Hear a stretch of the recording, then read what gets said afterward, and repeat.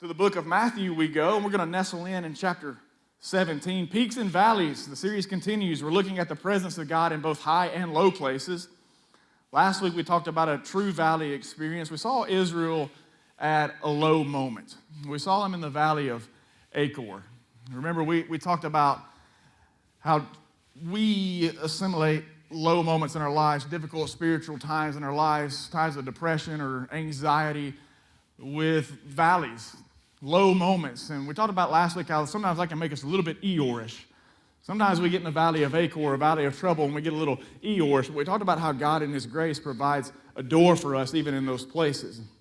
This week we're going to climb back up for a true mountaintop experience, like as good as it gets. And we find that in Matthew chapter 17, starting in verse 1. It says, "And after 6 days, Jesus took with him Peter and James and John his brother, and led them up a high mountain by themselves. And he was transfigured before them, and his face shone like the sun, and his clothes became white as light. And behold, there appeared to them Moses and Elijah talking with him. And Peter said to Jesus, 'Lord, it is good that we are here. If you wish, I will make 3 tents here, one for you and one for Moses and one for Elijah.' He was still speaking when, behold, a bright cloud overshadowed them, and a voice from the cloud said, 'This is my beloved Son, with whom I am well pleased. Listen to him.'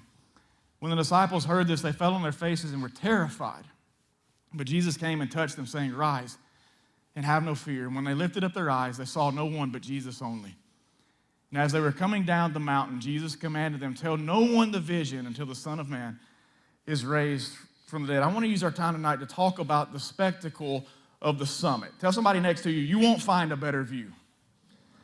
You're not going to find a better view than from the summit. There are those in our world that seek to stand on the highest peaks or the highest summits of earth. We know these people to be mountain climbers. Any mountain climbers in the room tonight? Any aspiring to be mountain climbers in the room tonight? Nobody really cares to climb a mountain? Maybe a couple of you. I don't blame you. Not on my bucket list. There are those people that look at mountains and see them as a huge challenge. They see them as something to conquer. Why? Because they want to be able to stand on the peak of that mountain, to get up to the top and take their flag or whatever and jab it in the summit and say, "I conquered this challenge, and I got to see something like few people have ever gotten to see." And it's once been said by such people that on the mountaintop you see the world through different eyes. The repeated testimony of those who have summited Mount Everest is that there's something about the view from the top that changes you. The summit provides an unhindered, unobstructed view of the beauty and majesty of our world. And Jesus has taken Peter and James and John on a mountain climbing expedition. They've gone up the side of a mountain that we know to be called Mount Hermon. And while there, Jesus is transfigured before them. That's a big word. So let's make sure that we all understand what it means for Jesus to be transfigured. It means that he physically transformed back to his full gloriousness that he had before he came to this earth and put on flesh. So they got to see Jesus in his full glory like he had with the Father in eternal heaven before he came down to this earth and put on flesh and became like one of us. Imagine just the spectacle of getting to see that. Imagine the wonder, imagine the awe of getting to see Jesus in the fullness of his glory. This is a spiritual mountaintop experience if there ever was one.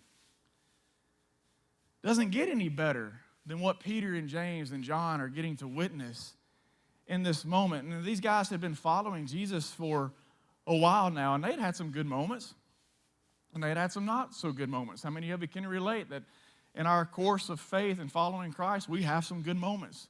But then there are also times when we have some not so good moments. That was the same for Peter and James and John. They were finding that it wasn't necessarily easy to follow Jesus.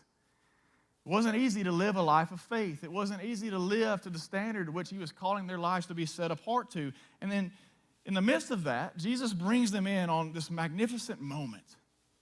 Listen, there are also times Jesus affords us opportunities to go up the mountain with him and encounter and witness something spectacular from the summit.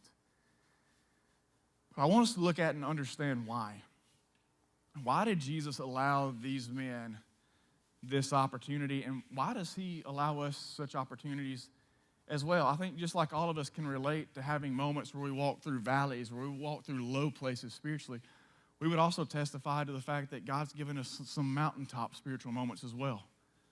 Moments that stand out in our mind throughout the course of our lives where, man, we really just encountered the presence of God in a fresh and close way like we don't always get to throughout the entirety of our lives. And that's what's taking place here. But why? Why does he give us those moments? Why is he affording this opportunity to Peter and James and John? And I think when we understand this, we appreciate the view all the more when it's provided. So when it comes to the spectacle of the summit, I think one of the reasons why God allows this opportunity is because it reveals the glory of Jesus. Once they had gotten high up on the mountain, Peter and James and John got to witness Jesus be transfigured before them. I remember we said that they got to witness him in the fullness of his glory and his majesty. As a matter of fact, the text describes it to us in such a way, they said that when this took place, that the face of Jesus shone like the sun, and his clothes became white as light. Now just imagine once again the spectacle of what they're getting to see. Now, they had no idea what Jesus was getting them into when they first started up the side of the mountain. I'm probably thinking that they think, okay, here comes like Sermon on the Mount version 2.0 maybe or something, but they had no idea. Jesus hadn't shared with them. He hadn't elaborated on any details on what they were going to do, and then they get to the top, and all of a sudden Jesus is transfigured. His face begins to shine like the sun. His clothes become white as the light of day. They are beholding the true glory of Jesus in all of his majesty. Peter would later record this in his epistles. In 2 Peter chapter 1, verse 16 and 18, he says this, "For we did not follow cleverly devised myths when we made known to you the power and coming of our Lord Jesus Christ, but we were eyewitnesses of his majesty. For when he received honor and glory from God the Father, and the voice was borne to him by the majestic glory, 'This is my beloved Son, with whom I am well pleased,' we ourselves heard this very voice borne from heaven, for we were with him on the holy mountain." So Peter recounts this at a later time, and he's like, I'm telling y'all, I have stood and beheld the full majestic glory of Christ the Son. This was Jesus like they had never seen him before, because they hadn't seen him like this before. They had only ever seen and known the Son of God manifest in flesh, looking as if they were. You know, when Jesus was on this earth, he didn't casually stroll around in his heavenly glorious appearance. And so for Peter and James and John to get to be a part of this moment and see what they did was truly special. In the same sense, not every moment, not every season of our lives are what we would consider spiritual mountaintops. I think most of us can relate to the reality that we don't always consider ourselves to just be at the top spiritually. And I think that's by design. That's the place we may want to desire to be, and that's the place we may want to desire to stay, but that's not exactly how God designed for our walk to be with him. And so it's not that we get to experience this at all times. Not every moment, not every season of our lives are what we consider to be spiritual mountaintops, but we do have them from time to time. We do have instances where he leads us up to a high place. There are times, I can recount them in my own life, when the Lord unlocks something in his word that we've never noticed or understood before. That could lead to a spiritual mountaintop type moment where you encounter his presence through his word in a new and a fresh way, where he truly begins to unlock your understanding to his scriptures and to his word, where you really begin to see it become living and active. Man, that's a cool moment. That's a powerful moment. That's a summit type moment. Or maybe times when he provides a glimpse of how he's working. Most times in our life, I feel like we have a difficult time perceiving the hand of God as it works around us. That doesn't mean that he's not. It just means that most times the way in which he works is left concealed or hidden to us, but there are times when God provides a glimpse into the things, into how he's working. And man, it's awesome when he does it. It's a privilege to see in those moments what he's doing around us. Maybe there's a time where he allows you to see a friend or a family member come to salvation.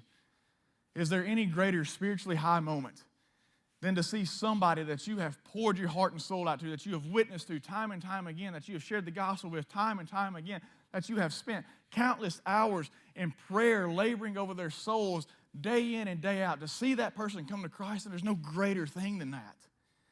That's a spiritually high moment. That's a spectacle that God allows us to enter into at times. Maybe it's answered prayers.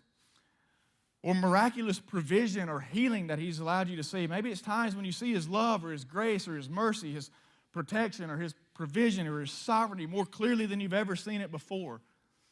He allows us these kind of moments and instances. Why? All for the purpose of revealing to us and reminding us of his magnificent glory.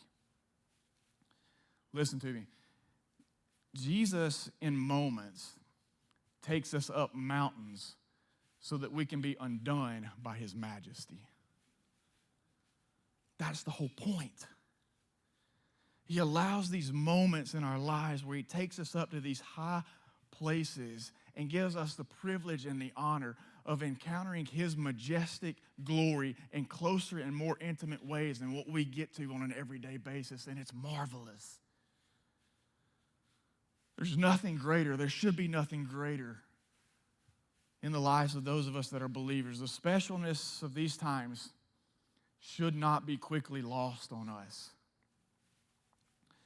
In John chapter 1, he, like Peter, recalls this instance where he was privileged to be brought into the full, glorious presence of Christ, and he records it as such in chapter 1, verse 14. He says, "And the Word became flesh and dwelt among us, and we have seen his glory. Glory as of the only Son from the Father, full of grace and truth." By the testimony of Peter and John and what they recorded in their letters, there's one easy conclusion that we can draw from this, and it's that these guys were never the same after this encounter. It left them changed. They never forgot what they saw that day. In the same sense, men and women of God, when he allows us such moments in our lives where we get to stand on a mountaintop and experience the beauty of his majesty and his glory in fresh, intimate ways, we should not soon forget it either. It should leave us changed. We should be marked by the glory of God when we have stood in his presence. And I'm thankful that the Lord extends to us opportunities to see him in new ways that we haven't before. And so when these experiences are extended, enjoy it. Enjoy it. It's funny because as I was working through this text, I kind of had a thought throughout the day, and I began to think about and imagine the pleasure that it brought to Jesus knowing what Peter and James and John were about to get to see. It's almost like I'm terrible at holding gifts. Like when Christmas time comes around, it's not that I don't want to wait till the last minute to buy the gifts. It's that I have to out of necessity. Because if I buy the gifts early, we're not making it to Christmas Day. I can't do it. Like if I buy a gift for my wife or my son or whatever, like somebody's got to open it. Like she can tell you, no sooner will I get it wrapped. I'll be like, you sure you don't want to open up an early one? Like, I can't do it. I can't keep a gift concealed. I get so excited about wanting to be a blessing or wanting to see the expression on their face when they open up the package and get something that they've been asking for. Like, I can't stand it. And I have to imagine that's kind of how Jesus was in this moment. It's like he's got this amazing gift, and he knows he's going to give it to Peter and James and John. As he's going up the mountain, they're following behind him. I imagine this little smirk on Jesus' face, like, man, these guys don't even know what they're in for. They have no idea what they're about to get to encounter. And then all of a sudden, boom, there's his glory. And I imagine this big smile on his face as he turns around, and there's Peter and James and John. They're just like, and Jesus is like, I've wanted y'all to see this. That's the goodness of our Savior. He takes great delight and pleasure in allowing these moments in our lives. He wants you to enjoy them when they come.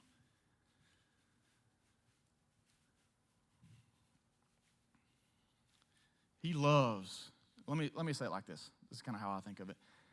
He loves to give us what I call glory glimpses.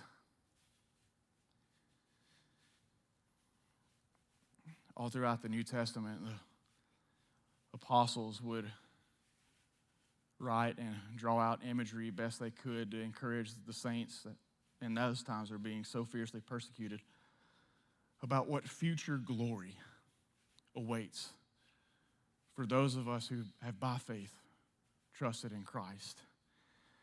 But there are times I think Jesus gets a little grin on his face because he knows I'm going to give him a little glimpse of that beforehand. And I'm so thankful that he does. But at the same time, I think when it comes to these summit moments, these summit spectacles, we've got to also remember that the summit teaches us that mountains are momentary. Mountains are momentary. When all of this is shaken down, Peter, he gets all wound up. And you can't blame him, right? It's kind of like I was talking about earlier during worship. Man, I was supposed to have a fit back there in the back as we were singing about Jesus. Peter gets wound up. He has a little fit, a spiritual fit on it. He's overwhelmed by the glory of God. I mean, how can you blame him? And he makes this statement, like, I love Peter because sometimes his statements are just so ill-timed and not well thought out and dumb. And then he makes a statement right here that's just like so blatantly obvious. It's like, thank you, Peter. He says, as he stands before the transfigured glory and majesty of Christ, he says, Lord, it's good for us to be here. I can imagine James and John were like, you think? You think there's somewhere better for us to be? Like, come on, dude, it's the glory of Christ manifest. But he says, Lord, it's good for us to be here. This is awesome. And then he makes a suggestion about setting up some tents for Jesus and Moses and Elijah. Now, there are some details of this story I don't want us to get bogged down into tonight. Moses and Elijah, just for knowledgeable purposes, let it suffice to say that Christ represents the coming Messiah, the Savior of the world that God had promised long ago. Moses and Elijah represent the law and the prophets that came before Christ. And so Jesus is the pinnacle of this moment. He is the fulfillment of the law and the prophets in an even greater sense to bring salvation. So that's all I'm going to spend on that. And so Peter makes a suggestion, let's set up some tents. Lord, I want to set up some tents. If it's pleased with you, if you're okay with it, I'd like to set up some tents for you and Moses and Elijah. And that's well-intentioned, but it's a little misguided, which is why, in part, God interrupts Peter while he was speaking. So if you look back in the text, Peter, he makes this suggestion, and it says in verse 5, he was still speaking. So Peter's still hashing out this idea about drawing out some plans to build tents for Jesus and Moses and Elijah. And while he was still speaking, behold, a bright cloud covered and overshadowed them, and a voice from the cloud said, this is my beloved Son with whom I am well pleased. Listen to him. So as Peter's saying these things, God sees where Peter's going. He's well-intentioned, but he's misguided once again. So before he digs a hole any worse, God just interrupts him and says, hey, just a reminder, this is my Son that we're talking about. This is the Son of God. This is the Christ. This is the Messiah. And so I want to give a little bit of insight into why there doesn't need to be any tents, so to speak. It's good intentions, Peter, but it's a little misguided. Peter's intentions were to honor Jesus, Moses, and Elijah with these tents. Now, when we say tents, they're really more like memorials or shrines.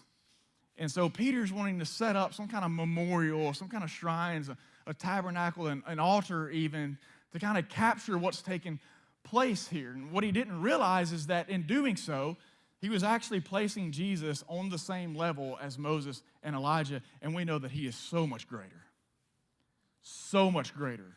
than any mortal man.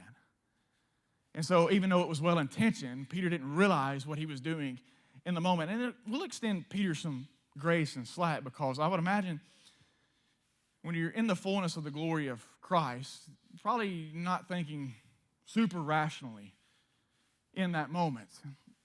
And so all of this points to the fact that, and here's what we're really getting at, that Peter was missing the point of what was happening. But I also think this was Peter just genuinely wanting to capture the moment. Sometimes when God gives us glimpses of something spectacular, our temptation is to become focused on the spectacle of the moment. Let me say it again. Because so many of us get in these moments, and like Peter, we run the risk of missing the true point.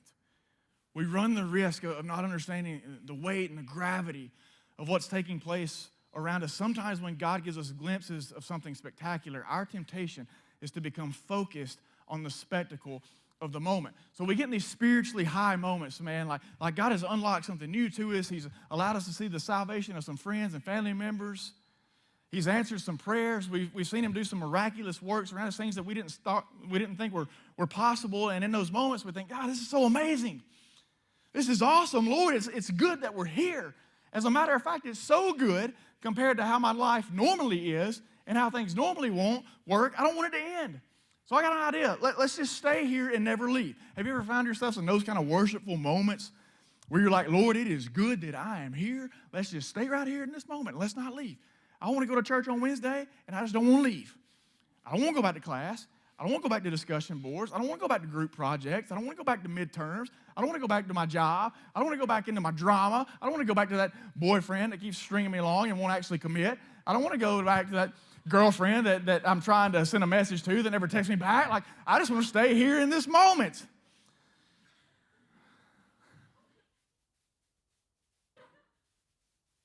I'm just saying, guys, quit playing games if you are.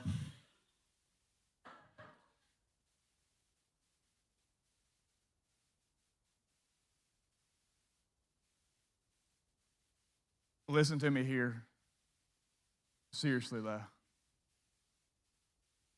If we aren't careful with extraordinary spiritual moments, we get so focused on wanting to preserve the experience, we become distracted from the personal encounter.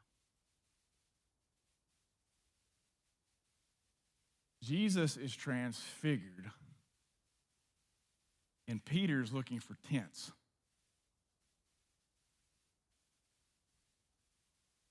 Do you see the risk that's involved with these kind of moments? We get so caught up in the spectacle sometimes that if we aren't careful, we want to set up a monument, we want to set up a tent, we want to set up a shrine, we want to commemorate the moment. There's nothing necessarily wrong with that. It's good to do those things. But God forewarns us that our nature at times is to want to just capture the experience at the risk of missing the encounter. Jesus is transfigured, and like I said, Peter's looking to build some tents. He's wanting to capture the moment, and I get it. I 100% get it. I feel Peter in this moment. We want to capture these moments. We want to do whatever we can to share it for others to see and to witness, but in times of spiritual spectacle, can I challenge you with something? Let's not be so quick to make a caption that we miss being captivated.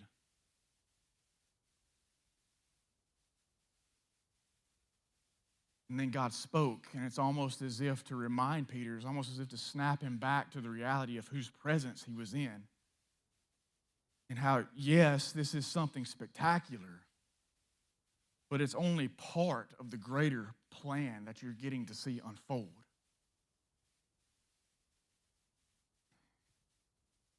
What Peter and James and John were fixing to find out is that we're not staying here. It's awesome. It's great. Christ is like, I'm so glad that my Father allowed you to see this moment, but we're not staying here, guys. Mountains are momentary. When God gives us these moments in our lives where he does something spectacular, when he allows us to see from a 30,000-foot view the summit of his mountain, it's amazing. But we don't get to stay there. Sooner or later, you got to come back down again. Every now and then, God provides the view so we can be uplifted, so we can be encouraged, so we can be reminded also that there's more ground to cover from this point on. They still had places to go. They still had towns to minister in. They still had souls to save. They still had churches to plant. They still had their own paths and purposes drawn out for them for the kingdom to step into and walk in. So these moments, they teach us that as much as we'd like them to last and go on forever, they have to be momentary because there's still a greater plan at work that has to be executed. One last thing that I think these summit spectacles teach us is that when God allows them to enter into our lives, it's for the purpose of instilling humility within us. We see in the text that when God began to speak, highlighting the superiority of his son, it says that the disciples fell on their faces and were terrified, like a true terror. And we talk about how it's nice and it should be a part of us to have a reverent fear and awe of God. And that's what these men are experiencing here, but also kind of on a whole nother level. I mean, they're truly terrified.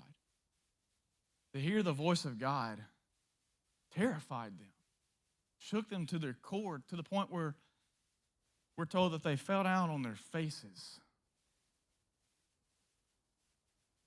It's interesting to me that they didn't do this when Jesus transfigured. You would think that when the fullness of God, the Son, manifests before them, that would have been a face-down moment.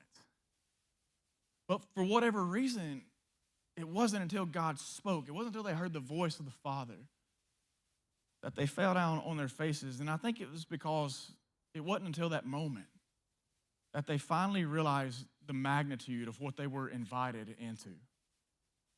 And they fall face down. You know what this is? It's a position and posture of humility. It's not that they were just now kneeling before Jesus. It's that they were face down in the dirt, arms stretched out before them, completely and utterly humbled before the power and the might and the majesty and the glory of God and what was taking place before them. They recognized that they weren't worthy or deserving to be in that place. God's grace had gifted them the spectacle that transpired on that summit. And it's funny, because these were the same men who not so long ago prior had debated amongst themselves and asked Jesus who out of them was going to be the greatest. And I think this is just one of those like laughable, teachable moments for Christ, because he knew even back then, they're having this discussion, and he's like, you guys, you haven't got it yet, and we're going to go up on a mountain one day with Peter and James and John, and you're going to find out who's the greatest in the kingdom.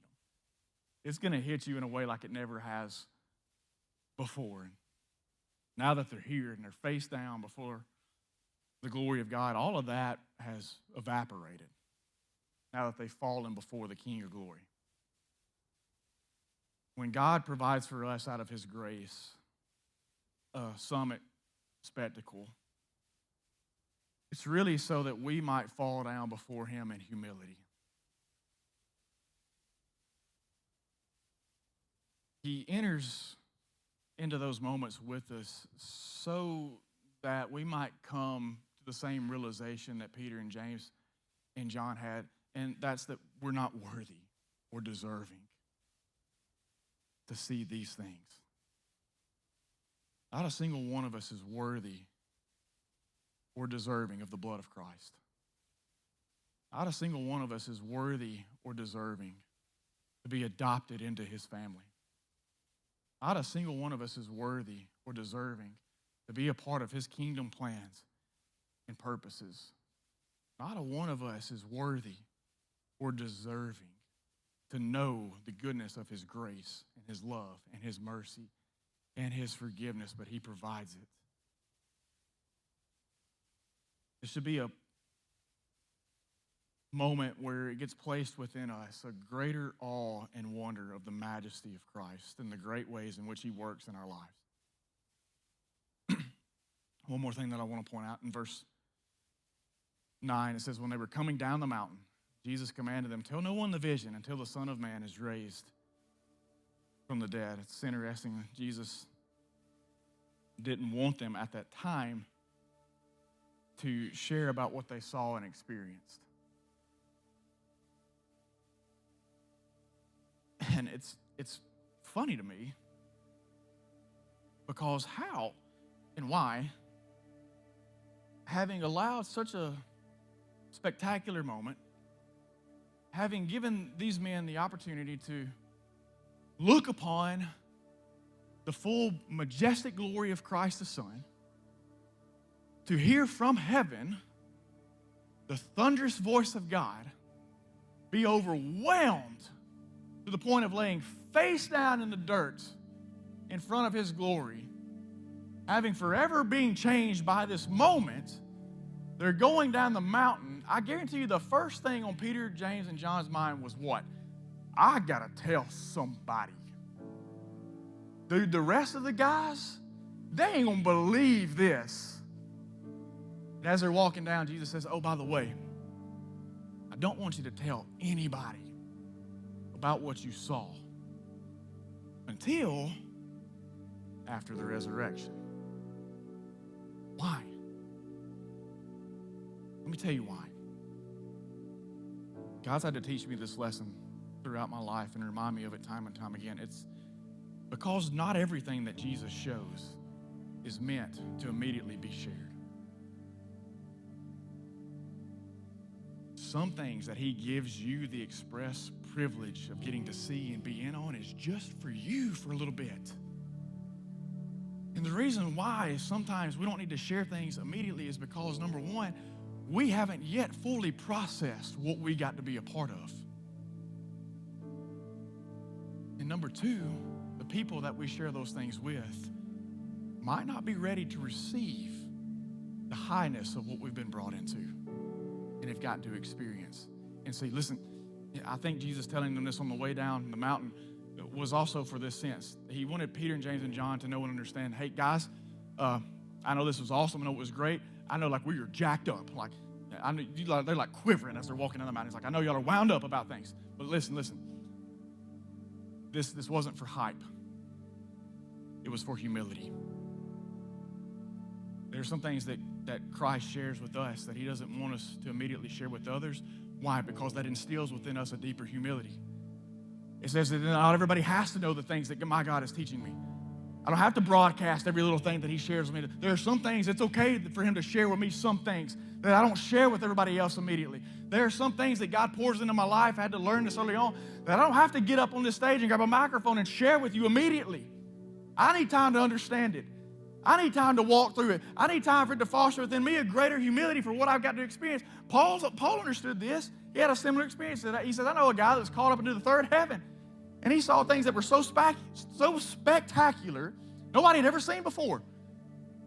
But he was not allowed to speak of the things in which he saw. Some things God gives you doesn't have to be shared immediately. Man, what a moment. What a spectacle for Peter and James and John. Things that they got to witness and experience. You know what I've been praying today? I've been praying that the Lord might allow us to have a moment of spectacle tonight. I've been praying that his Spirit would fall down upon his place and give us an encounter of his majesty and glory that leaves us face down before him. I'm going to be honest. I don't know what's going to happen in these next moments. I don't know what the Spirit's doing amongst your hearts. I don't know what he's going to lead us into as we go into this next time of worship. But I'll tell you this much. Should we be graced with the spectacle of majesty and wonder, his presence entering into this place before us, may we not be so ashamed as to get face down before him.